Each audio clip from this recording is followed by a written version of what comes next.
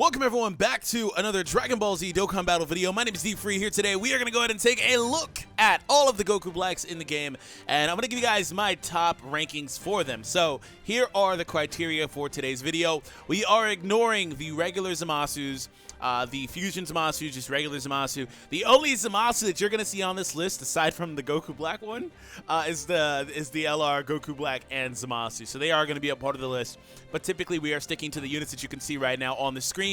Other than that, the criteria are, I am going to factor in the fact that some of these units do have 3 key passives for extreme types, which at the base at least supports themselves, but also is there ideally to support the allies. So keep in mind that for the future of this video, that these units that have 3 key passives, they start off at 9 key, otherwise, you know, not factoring in links, etc., etc. So I will try to make it to where, like, hey, we're considering them on like a villain-centric team or a team with a few villains, so that they can kind of maybe, you know, be a little bit more viable with that type of passive. Because if you just throw them on a team with full heroes for whatever reason, it's only applying to themselves. So that's another thing that we're going to do. But in that same vein, I am not going to give a unit a benefit of the doubt if they link very well with another unit. For example, the reason why that's important is because when it comes to the Goku Black LR, I will be allowing the SSR version and the TUR version to be a part of my list. So when the TUR comes out and you have him linked with the LR, obviously he's going to be a lot better, you know, when he's linked with him. I'm not going to give them that type of leeway. I'm not going to allow that to be a part of my criteria. That's irrelevant information. So other than that, the last little thing is we will have the regular INT Goku Black and the transformed version in this as well, despite the fact that a lot of times you may or may not get the transformation for him as well. So that's all we need to know. So to begin, getting the fluff out of the way, the SR, he is a Goku Black, so he's a part of my list. So he's really the bottom of the list. We're going to work our way from bottom to top, by the way, so make sure you listen all the way through. And by the way, at any point, let me know in the comments down below if you agree with anything or disagree with anything, and why, of course. And of course, you've got to be subjective, because it's not about which is better for you individually. It's not about your box. I'm taking a look at these as if they were all at rainbow value, as if they were all just something that every player had access to, things of that nature. It's not about what's best for individual players. But again, sometimes when I do these, by the way, they do get a little bit sticky. Some people start arguing. Let's just try to keep it in all good fun. That's not the point of this. This is just to spark a conversation, right? So bottom of the list. Next up, we're going to have the the SSR Tech Goku Black. So 2 key, 50%. Solid leader skill, not a bad one, right? It's a solid sub-leader skill for a tech-type team, whatever. Supreme damage, still pretty good with the Black Kamehameha. No effect applied with the super attack. Recovering 7% HP at the start of the turn, up to 80% attack bonus, with each attack received going up by 20%. Very, very good link set. Pretty much, by the way, all these units, I don't want to keep talking about the link set, but they have some of the best possible link sets in the game when you have a villain like this character that kind of blurs the line between being a Saiyan and, you know, linking with the Saiyans with PFB as a link, and also needing those primary villain links like Fear and Faith, Nightmare, Big Bad Bosses. He has that. All these units have this. So that's something to consider for all of them. But anyways, on the surface right now, we have just a very good SSR, right? This is a very good SSR. Like, if he was just an SSR, didn't awaken or whatever the case is, this would be a unit you would consider using. He's not a bad unit. So I have him right here as the second worst, but really at the bottom out of all of the units that are on this list. And that's, you know, that's no knock on him. It's just more or less all these units, in my opinion, are at least decent. Like, they're either good to decent. Or great, that is. Anyways, moving on. What is our next one? So we are sticking with the theme of base Goku Blacks, and we are coming here. Now, this one's actually important because some of you guys may not have known, but Global's version actually has, and this is the other criteria, I'm going to allow this unit to have 2 entries, Global and JP, by the way, because the reason being is the Global version actually is a lot better. He has a 3 key passive for extreme class allies, which again is great for himself and other allies, but that's not it. That's not it. That's not the only thing that's different. He has more attack and HP. He has 14,000, almost 15,000 attack versus JP's barely almost getting to 14,000. He has 13,700. There's literally an 1,100 attack difference between these 2 units, not to mention the HP disparity. The defense stays the same, but the HP disparity is there too. So when it came to Global, they were like, yeah, we're going to try to make him a little bit better, you know, to make him more relevant. So in this entry, it belongs to the Japanese version, you know, the worst version of the 2, because there is no mistaking it. Global's version is better. This unit is one of maybe like 4 or 5 units in the game in general that have a different passive or representation between the two versions as well. So anyways, JP, 3,000 ki for every ki sphere obtained. The Black Power Ball at SA level 10 causes immense damage and lowers attack and defense. Very solid kit for this guy. I have no qualms. Only issue I have with him is that his passive doesn't do more. In today's day and age, it's a lot better with some of the harder content to have access to some sort of defensive boost. You know, some sort of defensive boost. Debuffing the opponent's attack is nice, but you would like to have something. So he is 100% reliant on things like items or defensive supports to kind of allow him to be a little bit better. So that's a flaw with this unit in general, no matter which version we're talking about. Also, 3,000 attack per orb obtained, while solid, could have aged better. So that's what I'll say. But altogether, though, nothing against this unit at all. Still aged pretty well. Still a very relevant unit, particularly if you play global and stuff like that. So moving on, our next entry actually belongs to the global version. Now, when it comes to what the following entry is after the global version, this one honestly could have been one slot higher than where it is now. The global version could have been one slot higher because for the next unit, it honestly, for me, felt like they could be flip-flop, which is fair. So this guy, again, I'm not going to harken on what this unit's good or bad at for the most part because it's the same unit, just better. You know, 3-ki passive does help himself out in those situations where maybe you don't have a lot of orbs that he can gain access to or things like that. But realistically, with 3-ki passive and Fear and Faith and Prepare for Battle, no matter where he is, he's going to be supering pretty much. He almost starts off, if your leader skills off for 3-ki at minimum, right? He almost starts off with a guaranteed super regardless on global due to the passive. So that's an amazing thing that he has. By the way, I didn't mention this in the criteria, but there are various units that are going to do debuffs or things like that. I am not going to hold against them the fact that sometimes you can't do things like that in these events. It's a realistic thing, but it's not really a negative. To have it is better than not to have it, is my opinion. So moving on. Yeah, there's that. 3-ki makes all the difference. The extra attack means he's going to hit just that much harder, going to have a little bit more HP, so that's going to help your overall team have a little bit more tankiness as well. Still has a defensive issue. So when we talk about defense, the next unit on our list is this one. And this is where I said that, you know, this guy and the global version of the physical Goku Black could have been flip-flop depending on the preference, really. So I'm trying to come at it from a, you know, a subjective point of view because realistically I think that this Goku Black has a little bit more versatility due to the 3-ki passive because that type of passive is so good for LRs and stuff like that. And again, I'm taking a look at it from the perspective that everybody has everything. It's not about specific boxes. But this guy here is really good. 3-ki 70%, still a very solid sub-leader skill, just better than the SSR, of course, as you would expect. Now, supreme damage and raising defense by 30% for 3 turns. So if physical Goku Black had something like this, and if he gets an easy A, this could, you know, very much be what happens. Maybe he picks up 3,000 attack and defense, or, you know, 5,000 attack and defense per orb obtained, the physical Goku Black, whatever the case is. But if he had something that allowed him to gain defense, I would rank him a bit higher. But this unit gets it solely through the super attack. On top of that, recovering 10% of your HP, while not always great for things like big bad bosses, just helps you out a little bit. It's better to have than not to have in a lot of scenarios, just for the added survivability. Plus 25% attack with each attack received up to a maximum of 100%. So you have a unit that gets up to 100% attack boost, has some very good links, also gets a defensive boost, also heals your HP, does respectable supreme damage. That's all you really need. That's all you really need. That's all you really need. All you really need. All you really need. How many times, DFree? How many times?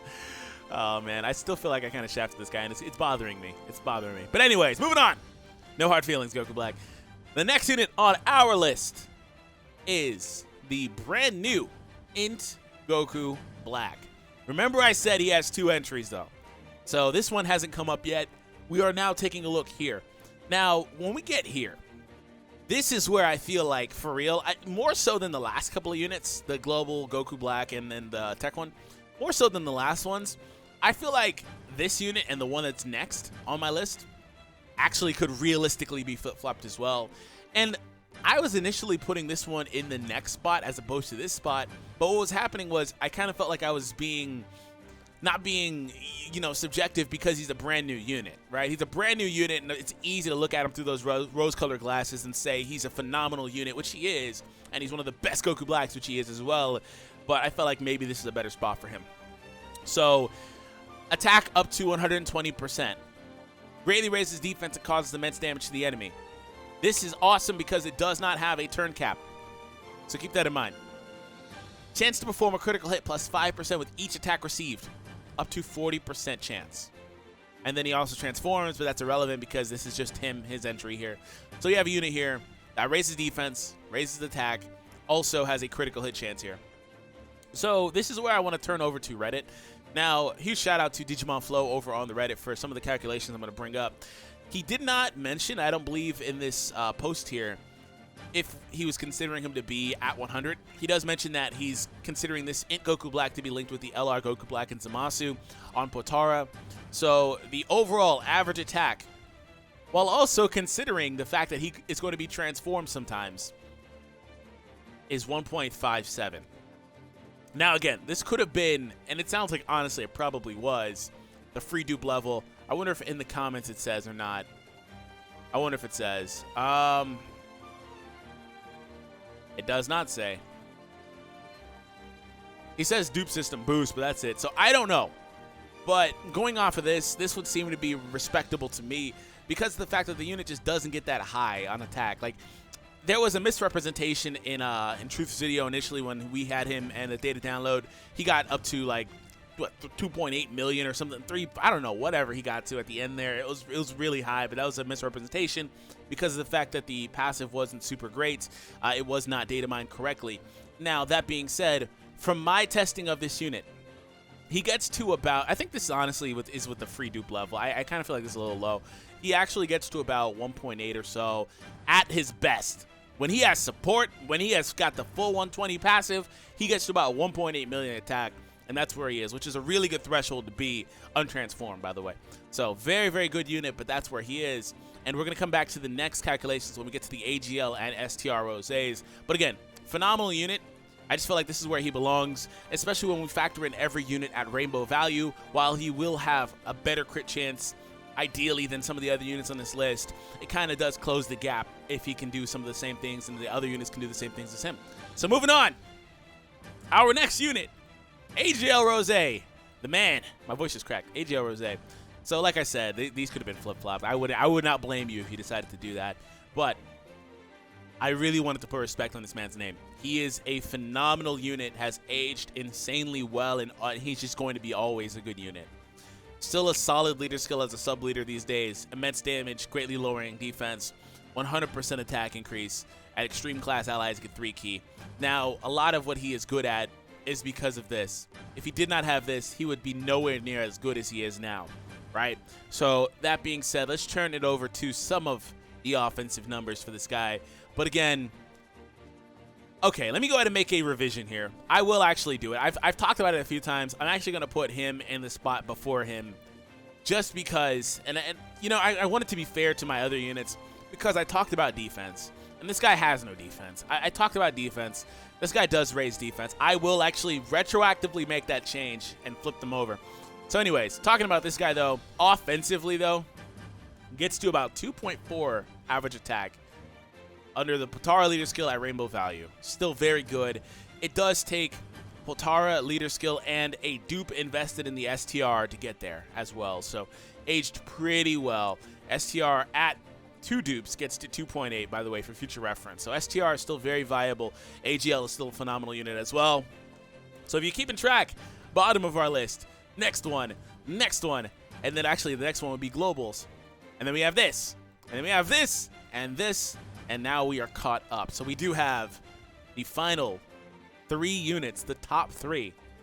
So where is our top 3 taking place? We are going directly to the transformed Goku Black. Why is he not higher on my list? Great unit. It's just we have, in my opinion, units that do what he does a little bit better. 150% attack up is phenomenal. Great raising defense. It still sucks that it's coming through the super attack, but I'll deal with it because it's a limitless boost. The reality is that you're not going to see this guy for very long when you do transform, and he's actually very hard to pull off anyway because 6 turns is a while, but it's still better than some of the other 6-turn transformations.